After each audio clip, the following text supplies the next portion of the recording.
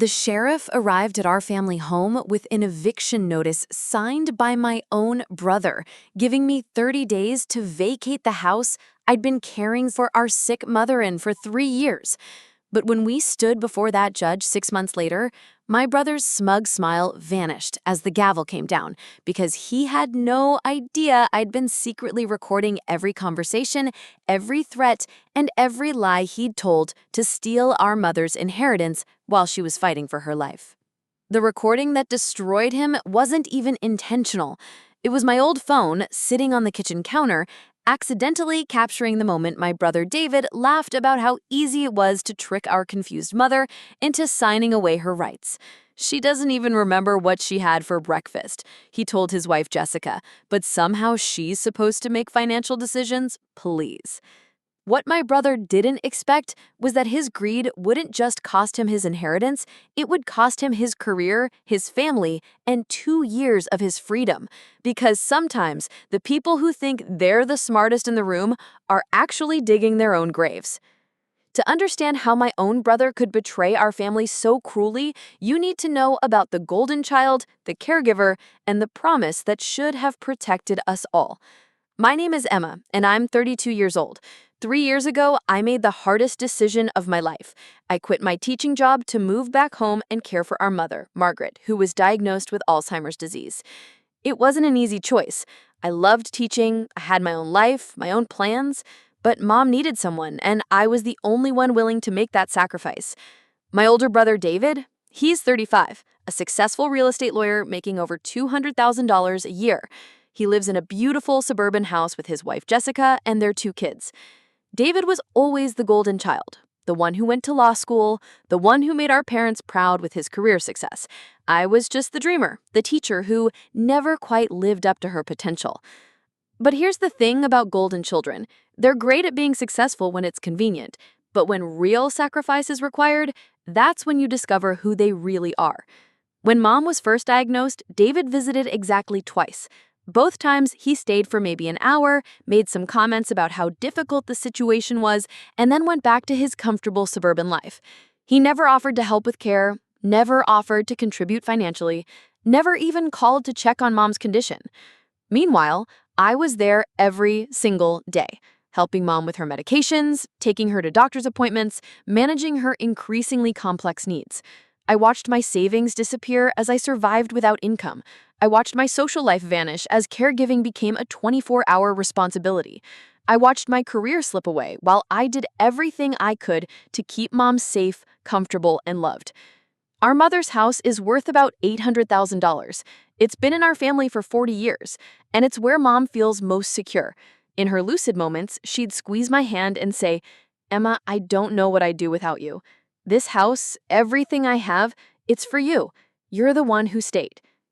David knew about these conversations. He'd roll his eyes whenever Mom expressed gratitude for my care. "She doesn't even remember saying that," he'd tell me. "You can't take advantage of her confusion." Take advantage? I was living on ramen noodles and hope, pouring everything I had into keeping Mom out of a facility she was terrified to enter. But David saw my sacrifice differently. He saw it as an opportunity. Because what I didn't know was that while I was focused on caring for Mom, David was focused on something else entirely. He was drowning in debt from gambling losses, behind on his taxes, and facing pressure from Jessica to maintain their expensive lifestyle. And he was looking at our mother's assets like a life preserver for his sinking financial ship. The warning signs were there, but I was too busy being a caregiver to recognize them as threats. David asking detailed questions about Mom's finances. David researching the value of the family home. David suggesting that Mom's care was too complex for me to handle alone. I thought he was finally starting to care about our mother's welfare. I had no idea he was planning to steal everything she'd worked her entire life to build. The betrayal began with a phone call that changed everything, but it was the documents he showed our mother during her most confused moment that revealed the true depth of his deception. It was a Tuesday morning in March when David called to say he was coming over to discuss Mom's care situation. This was unusual. David never visited without advance notice, and he certainly never came during the week. But Mom was having a particularly bad day, very confused and disoriented, so I figured maybe he'd finally realized how serious her condition was becoming. I was wrong. David arrived with Jessica and a notary public. They brought official-looking documents and that serious expression David always wore when he was about to use his legal training to his advantage. "Emma," he said, "we need to get Mom's affairs properly organized. This situation can't continue." I should have been suspicious immediately, but I was exhausted from a sleepless night with Mom, and honestly, I was grateful that David finally seemed to be taking some responsibility. That was my first mistake. David sat down with our mother while she was in the middle of one of her most confused episodes. She didn't fully understand where she was or what was happening, and that's when David struck. "Mom," he said, in that calm, professional voice, "we need to protect the house. The government is looking at seizing properties for unpaid taxes. I need you to sign these papers so I can handle everything legally." It was a lie. There were no unpaid taxes, no government threats. But Mom, in her confused state, was terrified. David used her fear and her trust in his legal expertise to manipulate her into signing documents she couldn't possibly understand. The papers transferred complete financial power of attorney to David. They added his name to the house deed with survivorship rights. They made him the sole decision-maker for Mom's medical care, and they specifically excluded me from any legal authority over our mother's affairs. I wasn't even in the room when it happened. I was at the pharmacy, picking up Mom's medications, the same medications I'd been managing carefully for 3 years. When I came home, David was putting the notarized documents in his briefcase, and Mom was crying because she was confused about what had just happened. "What's wrong, Mom?" I asked, rushing to comfort her. "I signed some papers, but I don't remember what they were for." That's when David explained what he'd done, with the casual cruelty that still takes my breath away. "Emma, I've taken legal control of Mom's affairs. This situation has gone on long enough. You're not qualified to make these kinds of decisions, and frankly, Mom needs professional care." I stared at him, not understanding. "What are you talking about? I've been providing excellent care." "You're unemployed. You're financially unstable. You're living off Mom's resources without any legal authority. That's essentially elder abuse, Emma." Elder abuse. He actually used those words to describe my 3 years of selfless caregiving. But the real betrayal was still coming. David continued, "I've already put a deposit down on Sunset Manor. Mom will be much better off there, and you'll need to find somewhere else to live. I'm giving you 30 days. 30 days. To leave the home where I'd been caring for our mother, to abandon the woman who depended on me for everything, to watch her be shipped off to a facility she was terrified of entering." I called the bank the next day to access Mom's account for her usual expenses and discovered that David had already frozen everything. My debit card was declined buying groceries. When I called David, he was ice cold. "You have no legal standing anymore, Emma. If you have a problem with that, you can hire a lawyer." Then he paused, and I could hear the smugness in his voice. "Oh, that's right. You can't afford a lawyer." But the deepest cut came when I discovered that David's manipulation hadn't started with those papers. He'd been systematically poisoning our extended family against me for months. He told our aunts and uncles that I'd been stealing Mom's money. He told our cousins that I was keeping Mom isolated and preventing proper medical care. He told everyone that I was the problem and he was the solution. Suddenly, family members who'd praised my sacrifice were looking at me with suspicion. The few friends I had left were questioning whether I really was taking advantage of Mom's condition. Even our longtime neighbors started treating me differently after David's whisper campaign reached them. I had never felt so alone, so betrayed, so completely powerless in my entire life. My own brother had used his legal training, our mother's vulnerability, and the family's trust to steal everything and frame me as the villain in the process. But David made one crucial mistake in his perfect plan. He underestimated me. He assumed that because I was just a teacher, because I was financially struggling, because I didn't have legal training, I would just accept defeat and disappear quietly. He was about to learn exactly how wrong he was. Just when I thought the betrayal couldn't get worse, I discovered that David's plan went far beyond just taking our mother's house. He had been systematically poisoning our entire family against me while secretly liquidating her assets. The eviction notice arrived on a Thursday. A sheriff's deputy handed me official papers giving me exactly 30 days to vacate the family home. The same home where I'd been providing round-the-clock care for our mother. The same home where Mom felt safe and secure despite her condition. But that was just the beginning. Within days, David began liquidating Mom's assets like he was running a fire sale.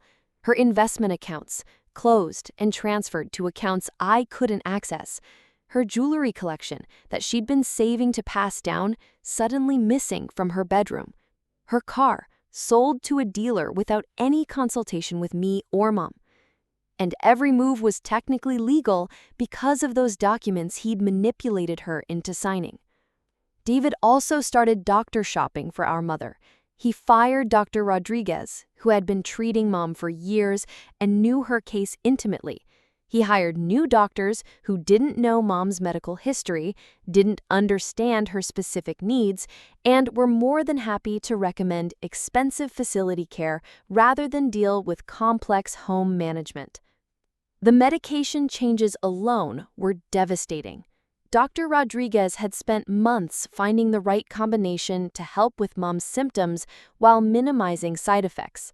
The new doctors started from scratch, putting Mom on stronger medications that made her more confused, more agitated, more difficult to manage.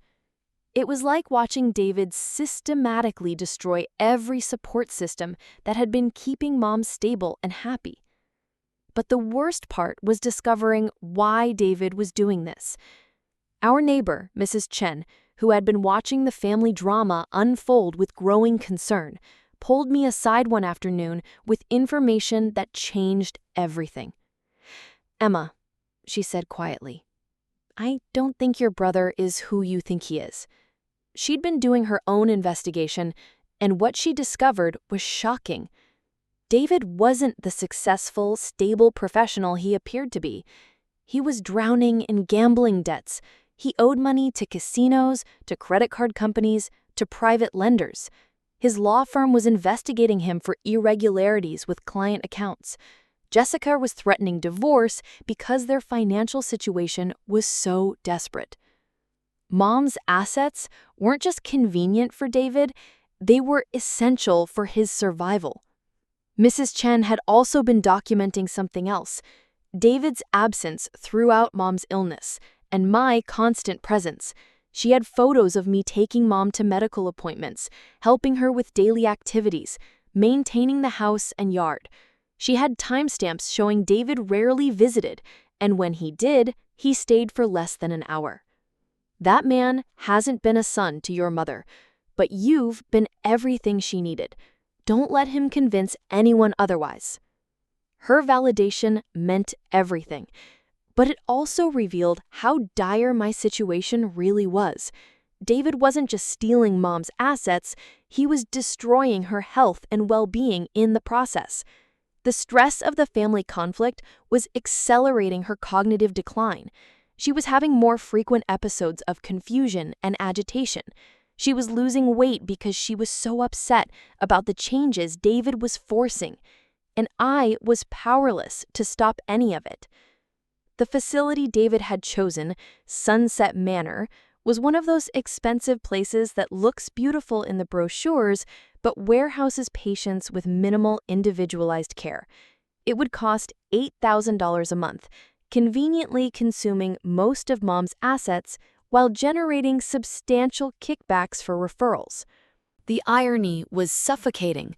David was spending thousands on private investigators to prove I was financially motivated, while he systematically looted Mom's accounts to pay his gambling debts. But the investigator's report didn't give David what he wanted. Instead, it documented my constant attentiveness, my careful management of Mom's medications, my sacrifice of personal time and financial security for her well-being. That's when David shifted strategies. If he couldn't prove I was a bad caregiver, he'd prove I was mentally unstable. He started spreading rumors about my breakdown after losing my teaching job. He suggested to family members that I was obsessed with Mom and preventing her from getting proper care. He even contacted my former employer, trying to get them to say I'd been fired for incompetence. Every lie was carefully crafted to sound plausible. Every manipulation was designed to isolate me further and justify his complete control over Mom's life and assets. But David made one crucial error in his campaign of destruction. He got overconfident. He started bragging about his legal expertise and how easy it had been to handle the situation. He started talking more freely about his plans for Mom's assets. And my old cell phone, sitting on the kitchen counter during one of his visits, was recording every word. While David was busy celebrating his legal victory and planning our mother's facility placement, I was quietly building a case that would expose every lie he'd told and every law he'd broken, starting with the recording that captured him admitting the whole thing was about money. I discovered the recording completely by accident. My old phone had been acting up, randomly turning on voice recording when I thought I'd turned it off. I was about to delete the files to free up storage when I heard David's voice talking to Jessica in our kitchen. What I heard made my blood run cold. "She doesn't even remember what she had for breakfast," David was saying, laughing. "But somehow she's supposed to make financial decisions? Please, the whole power of attorney thing was easier than I expected." "Are you sure Emma can't challenge it?" "With what money?" David replied. "Besides, I made sure the documents are bulletproof, and even if she tries, who's going to believe an unemployed woman with no legal training over a licensed attorney?" Then came the part that changed everything. The best part is, once Mom's in the facility, we can sell the house immediately. $800,000, Jessica. That's enough to pay off the casino debts, catch up on our taxes, and still have money left over for the kids' college funds. "What about Emma's caregiving? Won't people ask questions?" David's laugh was cruel. "What caregiving? I've already convinced half the family that she's been taking advantage of Mom's condition. By the time this is over, everyone will think I saved Mom from financial abuse." I sat in my car, listening to this recording over and over, feeling sick, but also something else. Hope. For the first time in months, I had proof. Real, undeniable proof of what David was really doing. But I couldn't use this recording alone.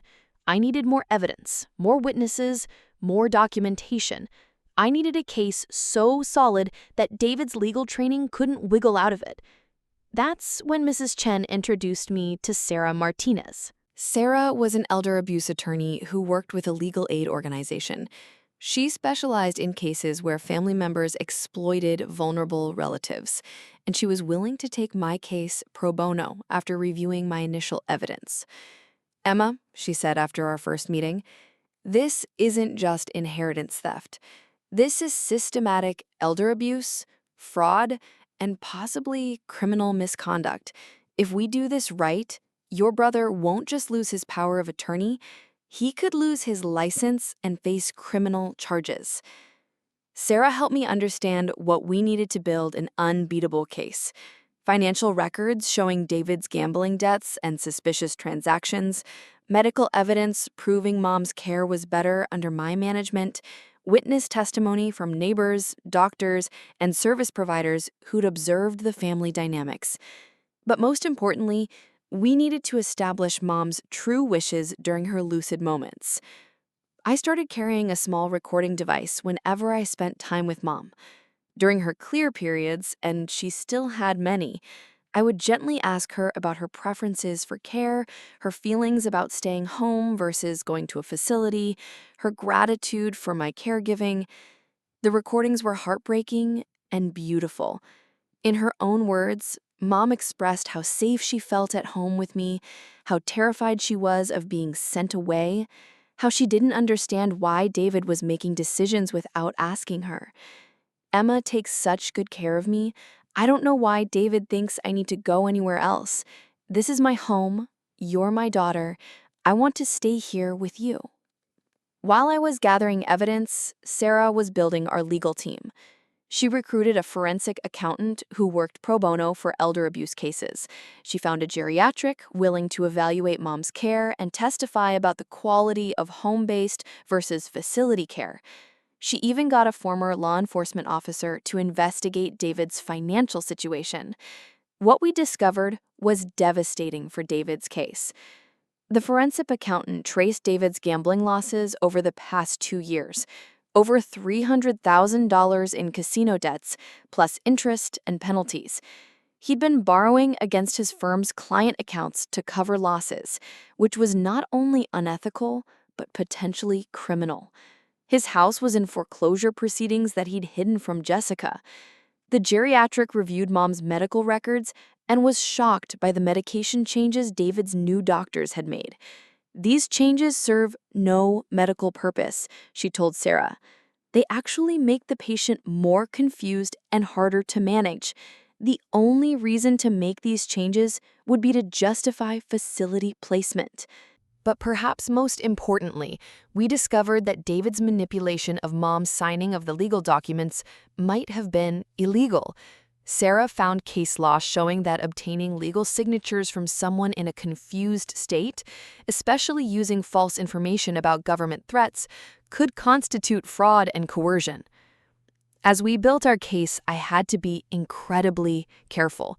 David still had legal authority and he was using it aggressively. He'd moved Mom's facility placement date up by several weeks, trying to get her out of the house before I could mount any legal challenge. He also escalated his harassment of me. His private investigator was now following me daily, documenting everything I did, looking for any behavior that could be portrayed as suspicious or inappropriate. But David's biggest mistake was his arrogance. He was so confident in his legal maneuvering that he started getting careless. He made threats over the phone that I recorded. He bragged to extended family members about his brilliant legal strategy.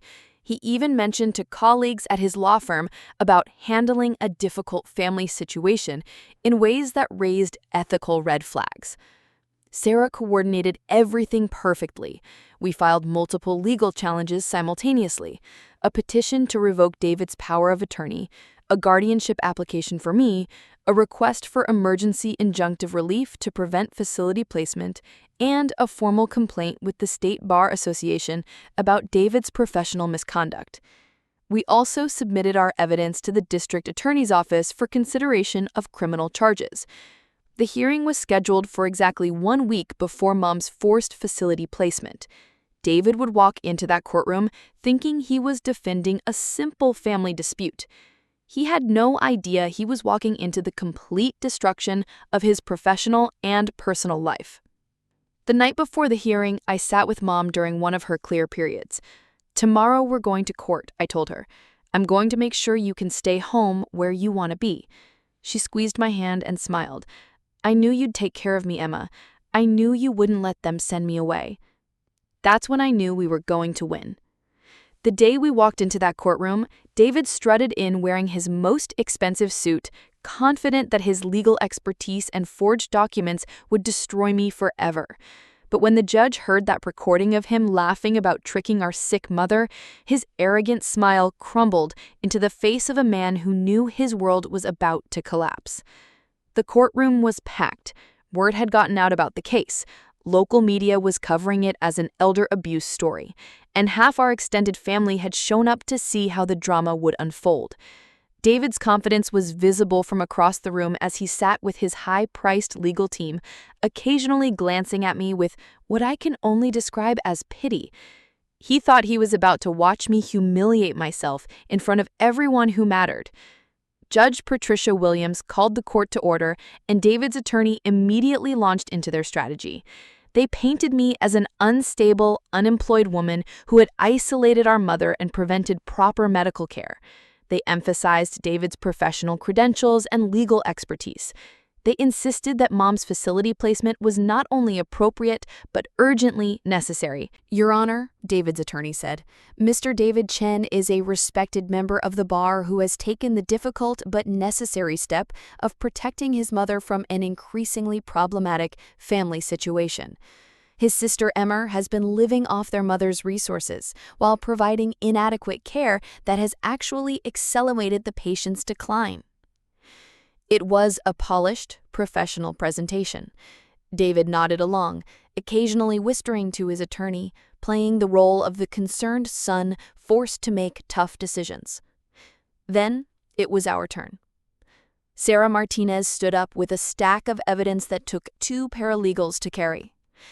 Your Honor, she began, we are here today because Mr. David Chen has systematically defrauded, manipulated, and abused his vulnerable mother in order to steal her assets and cover his gambling debts. What we will prove today is not a family dispute, it is elder abuse, fraud, and professional misconduct of the most egregious kind. The first witness Sarah called was Mrs. Chen, our neighbor.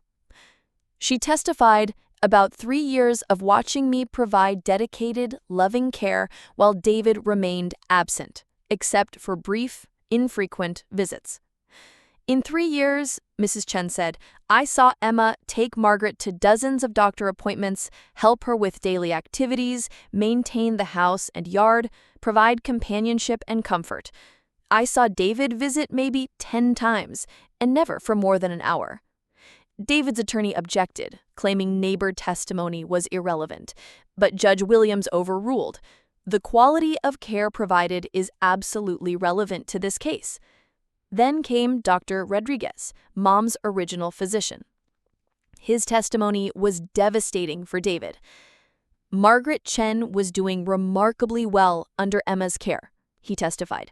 Her condition was stable, her medications were properly managed, and she was happy and comfortable in her home environment. The sudden changes in her medication regimen, implemented by physicians unfamiliar with her case, have actually worsened her condition significantly. In your professional opinion, was facility placement medically necessary? Absolutely not, Dr. Rodriguez replied firmly. Margaret was receiving excellent care at home. The only reason to move her to a facility would be if home care was inadequate, which it clearly was not. Then came our forensic accountant, who laid out David's financial desperation in excruciating detail. The gambling debts, the borrowing from client accounts, the hidden foreclosure proceedings, the systematic liquidation of Mom's assets to cover his personal expenses. Mr. Chen has misappropriated approximately $180,000 of his mother's assets to pay personal debts and gambling losses, the accountant testified. This includes investments sold below market value, jewelry sold without proper appraisal, and direct transfers from her accounts to his creditors. I watched David's face grow paler with each revelation. His attorney was frantically taking notes, clearly realizing their case was falling apart. But we were just getting started. Sarah then played the recording. The courtroom fell completely silent as David's voice filled the room. She doesn't even remember what she had for breakfast, but somehow she's supposed to make financial decisions? Please. The whole power of attorney thing was easier than I expected. You could hear people gasp when Jessica's voice asked about selling the house, and David replied, $800,000, Jessica. That's enough to pay off the casino debts, catch up on our taxes, and still have money left over. But the most damaging part was when David laughed about convincing the family that I was taking advantage of Mom's condition. By the time this is over, everyone will think I saved Mom from financial abuse. Judge Williams stopped the recording. Mr. Chen, she said, her voice ice cold, do you recognize your voice on this recording? David's attorney whispered frantically in his ear, but David could only nod. And do you dispute the accuracy of what we just heard? Another whispered conference. No, Your Honor. Then, Sarah called the witness that destroyed David completely, our mother. Mom was having one of her better days, alert and articulate. Sarah gently asked her about her living preferences, her relationship with me, and her feelings about David's decisions. "I don't want to leave my home," she said clearly. "Emma takes such good care of me. I feel safe with her. I don't understand why David thinks I need to go somewhere else." "Mrs. Chen," Sarah asked, "do you remember signing legal documents giving David control over your finances?" Mom looked confused. "I remember David showing me some papers. He said the government was going to take my house if I didn't sign. But Emma says that wasn't true." "No, Mrs. Chen, that wasn't true. There was never any government threat to your house." Mom's face crumpled. "Then why did David lie to me?" The courtroom was dead silent. Even David looked stricken by our mother's pain and confusion. Judge Williams had heard enough. "Mr. Chen," she said, addressing David directly, "in 30 years on this bench, I have rarely seen such a calculated exploitation of a vulnerable family member. You used your legal training, your mother's trust, and her medical condition to defraud her of her assets and her autonomy." The gavel came down. "The power of attorney is hereby revoked immediately. Emma Chen is granted temporary guardianship of Margaret Chen, with full authority over medical and financial decisions. David Chen is ordered to immediately return all improperly transferred assets, with interest and penalties." But Judge Williams wasn't done. "Furthermore, I am referring this case to the District Attorney's Office for investigation of elder abuse and fraud charges. I am also referring Mr. David Chen to the State Bar Association for disciplinary proceedings related to professional misconduct." David's world collapsed in real time. His attorney was already talking about criminal defense strategies. Jessica, sitting in the gallery, was crying and gathering her purse to leave. Extended family members who had believed David's lies were staring at him in shock and disgust. As court officers approached to discuss David's immediate surrender of financial documents and account access, he finally looked at me across the courtroom. For just a moment, I saw not the arrogant lawyer who had stolen from our sick mother, but the brother I had once loved and trusted. He looked lost, defeated, and perhaps, for the first time, aware of what he had really done. But that moment passed quickly, because what David had done wasn't just a mistake or a moment of weakness. It was a calculated, systematic exploitation of the most vulnerable person in our family. As we left the courtroom, Mom squeezed my hand. "Are we going home now?" she asked. "Yes, Mom," I said, tears streaming down my face. "We're going home." As I watched my brother being led away by investigators while our mother squeezed my hand in gratitude, I realized that his greed hadn't just destroyed his own life, it had finally revealed who had truly been the responsible, loving child all along. The aftermath was swift and complete. Within 48 hours of the court ruling, David's law firm terminated his employment and froze his access to all client accounts pending a full investigation. The State Bar Association opened formal disciplinary proceedings that would ultimately result in his permanent disbarment. The district attorney filed criminal charges for elder abuse, fraud, and professional misconduct. But the personal consequences were even more devastating. Jessica filed for divorce within a week, taking their children and moving in with her parents. She'd been horrified to learn about David's gambling addiction and the extent of his lies about their financial situation. The house went into foreclosure, and David found himself facing not just present time, but complete financial ruin. Meanwhile, Mom and I returned home to begin rebuilding our lives. The first thing I did was restore Mom's original medical team. Dr. Rodriguez immediately began adjusting her medications back to the regimen that had kept her stable and comfortable. Within days, Mom's agitation decreased and her clarity improved. She was sleeping better, eating better and showing signs of the contentment she'd had before David's intervention. The financial recovery took longer, but Sarah's legal team was relentless. We recovered not just the assets David had stolen, but also obtained damages for the emotional distress and medical complications he'd caused. The court ordered David to pay restitution that included compensation for the 3 years of unpaid caregiving I'd provided. For the first time since I'd quit teaching, I had financial security. But more importantly, I had something I'd lost during David's campaign of manipulation: validation. The court had recognized what I'd known all along, that my care for Mom wasn't exploitation or inadequacy, but love in action. The community response was overwhelming. Neighbors who had started to doubt me after David's Whisper campaign came forward to apologize and offer support. Extended family members who had believed David's lies reached out to make amends and acknowledge my sacrifices. Mrs. Chen became one of my closest friends, often joining us for dinner and helping with Mom's care when I needed breaks. Mrs. Chen became one of my closest friends, often joining us for dinner and helping with Mom's care when I needed breaks. She'd say, "I knew that boy was up to no good.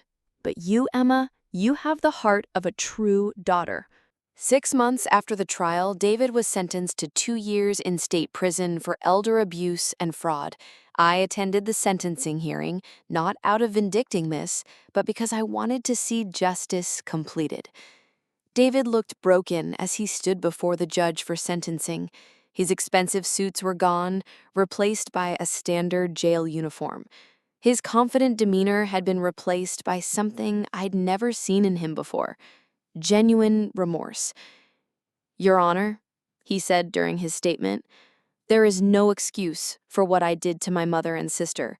My gambling addiction and financial desperation led me to betray the people who should have been able to trust me most.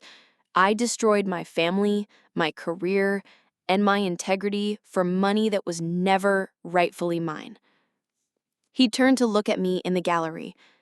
"Emma, I know you'll probably never forgive me, but I need you to know that you were everything our mother needed, and I was too selfish and desperate to see it. You were the good child, the loving daughter, the responsible one. I was just too proud to admit it." I didn't respond that day, but his words stayed with me. The impact of our case extended beyond our family. Sarah told me that our victory had become a template for other elder abuse cases.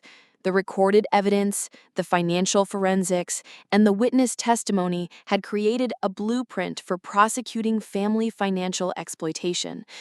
I started speaking at legal conferences about recognizing the signs of family elder abuse.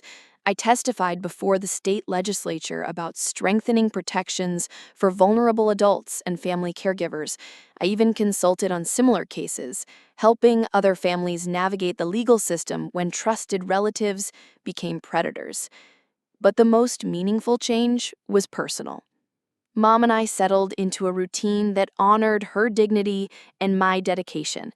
I returned to substitute teaching part-time, which gave me both income and intellectual stimulation, while still allowing me to be Mom's primary caregiver. We hired a part-time aide for the hours when I was working, giving me the support I needed while keeping Mom in the home she loved. Our relationship deepened in ways I hadn't expected. In her lucid moments, Mom would talk about how proud she was of my strength during the legal battle. "You saved us both," she'd say. "You saved our home, our family, our dignity." I also began the slow process of healing from David's betrayal. Therapy helped me understand that his actions weren't about me or my worth. They were about his own desperation and moral failure. I learned to separate the brother I had once loved from the man who had tried to destroy us both. 2 years later, when David was released from prison, he asked to see me. I agreed to meet him at a neutral location, a coffee shop downtown where we'd sometimes gone as children. He looked older, thinner, humbled by his experience. The arrogance that had defined him for so long was completely gone.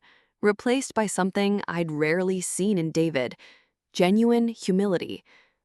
"I don't expect forgiveness," he said quietly. "I don't deserve it. But I needed to tell you in person that you were right about everything. You were the better child, the better person, the one who truly loved Mom. I let my pride and my addictions turn me into someone I don't recognize." I listened as he talked about his time in prison, his participation in gambling addiction treatment, his gradual understanding of the harm he'd caused.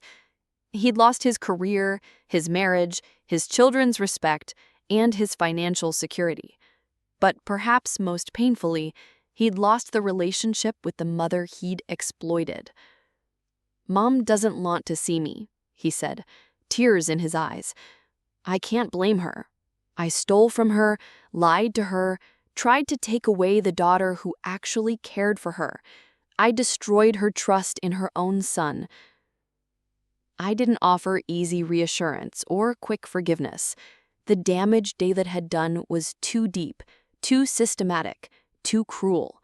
But I also recognized that this broken man sitting across from me was genuinely horrified by his own actions. "David," I said finally, "I hope you find a way to live with what you did. I hope you get the help you need for your addiction. But our relationship, our family, that can't go back to what it was. You made sure of that when you chose money over Mom's welfare." He nodded, accepting what we both knew was the truth. "Will you tell Mom that I'm sorry, that I know she deserves better than what I did to her?" "I will tell her," I promised. That conversation gave me the closure I needed to move forward without the weight of unresolved anger.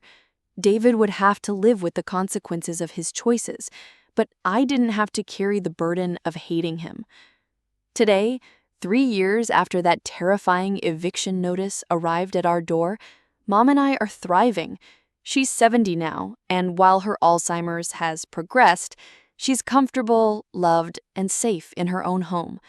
Our routine includes daily walks around the neighborhood, visits from friends, and quiet evenings watching old movies together. I've returned to teaching full-time at a local school that allows flexible scheduling for family caregivers. I've also become an advocate for other families facing elder abuse, serving on committees that develop protective legislation and training programs for professionals. The house that David tried to steal is now legally protected by a trust that ensures Mom can remain here for the rest of her life, with provisions for my continued residence and caregiving. No one can ever again manipulate her into signing away her security and autonomy.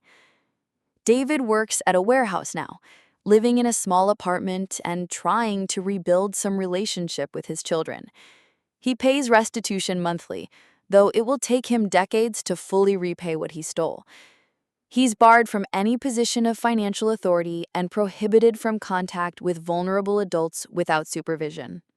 The extended family has largely reconciled with me, though some relationships remain strained by the lies David told and the divisions he created. But I've learned that the opinions of people who could be so easily turned against me weren't worth protecting anyway.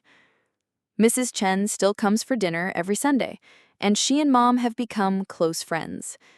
"You did the right thing, fighting for your mother," she tells me regularly. "Family isn't supposed to hurt each other like that. You showed everyone what real family love looks like." The most profound change has been in my understanding of my own worth. For years, I'd measured myself against David's professional success, his financial achievements, his status as the golden child. But the crisis revealed that none of those external markers matter when character is tested. I learned that sacrificial love isn't weakness, it's strength. That providing care isn't settling for less, it's choosing what matters most. That being underestimated by others doesn't diminish your value, it often reveals theirs. Sometimes, late at night when Mom is sleeping peacefully in her own bed in the home she loves, I think about how different things would have been if David had succeeded. She would have died confused and alone in an institutional setting, wondering why her family had abandoned her. Her assets would have been consumed by facility costs and David's debts. Her legacy would have been lost to greed and manipulation. Instead, she's surrounded by love, comfort, and dignity. Her assets are protected and will be distributed according to her true wishes. Her final years are filled with the peace and security she deserves. And I learned something that David, for all his legal training and professional success, never understood. True wealth isn't what you can take from others, it's what you're willing to give of yourself. The recording that destroyed David's life wasn't just evidence of his crimes, it was proof of his character. When he thought no one was listening, his true nature emerged. Cruel, callous, and completely focused on what he could gain rather than what he could give. But that same recording also captured something else: the sound of a man who had never learned what it means to truly love someone more than yourself. I'm grateful that I learned that lesson. I'm grateful that when my character was tested, I chose love over convenience, sacrifice over selfishness, integrity over personal gain. David thought he was the smart one, the successful one, the one who understood how the world really works. But in the end, I was the one who understood what really matters. The judge's gavel didn't just deliver legal justice that day, it delivered a verdict on two different ways of living, two different definitions of success, two different understandings of what it means to be family. And in the end, love won. If this story resonated with you, please subscribe for more tales of family dynamics, justice, and the strength it takes to protect the people we love. And remember, if you or someone you know is facing elder abuse, there are legal protections and resources available. You don't have to face it alone. Let me know in the comments. Have you ever had to stand up to family members who were exploiting someone vulnerable? Your story might be exactly what someone else needs to hear to find the courage to take action.